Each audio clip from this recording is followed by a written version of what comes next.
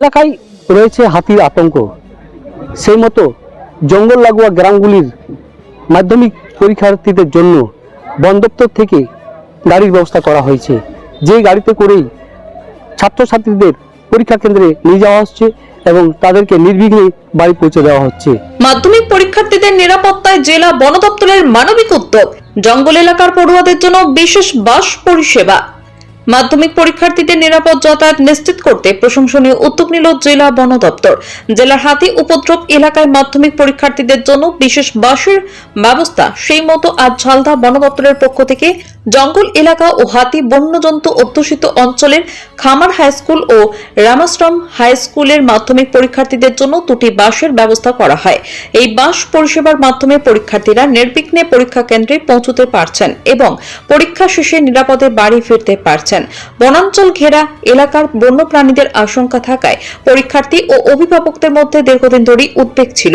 বন দপ্তরের এই সময়োপযোগী উদ্যোগে সেই উদ্বেগ অনেকটাই কমেছে। পরীক্ষার্থী মৌমিতা রায় ও অনামিকা সিং জানান, এই ব্যবস্থার ফলে তারা অনেক নিশ্চিন্ত মনে পরীক্ষায় অংশ নিতে পারছেন।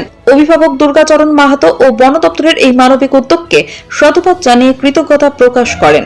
এটাতে আমরা অনেক খুশি, যেহেতু আমাদের বাড়ি জঙ্গল এলাকায়, তার জন্য বন দপ্তর থেকে এটি করা হয়েছে যাতে আমরা নির্ভয়ে আসতে পারি। আমরা খুবই খুশি। আসা যাওয়া কি ঠিকঠাক হচ্ছে? হ্যাঁ, ঠিকঠাক হচ্ছে আসা যাওয়া।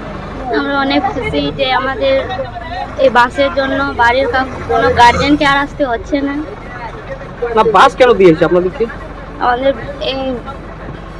আমাদের বন ধারে ঘর বাড়ি, কি বলেন, আমাদের হাতির ভয়, বনের জন্তু অনেক, তাই সেই জন্যই বাস দিয়েছি। হ্যাঁ, কতটা খুশি? আমরা অনেক খুশি। এই উদ্যোগকে সাধুবাদ জানাতেই হয়, তবে আগে আমরাও দেখতাম না, এই বছর এটা প্রথম বলে মনে হচ্ছে যে এবারে সরকার যে ব্যবস্থাটা করেছে, অন্তত এতে ছাত্রছাত্রীদের মনোবল এবং সৎসাহস বাড়বে। বাই চান্স যদি হাতি বেরিয়েও যায়, তাহলে আগে যেরকম একটা আতঙ্ক থাকতো, সেই আতঙ্কটার হাত থেকে সাধারণত পরীক্ষার্থীরা বাঁচবে এবং তারা সউৎসাহে পরীক্ষা দিতে আসবে।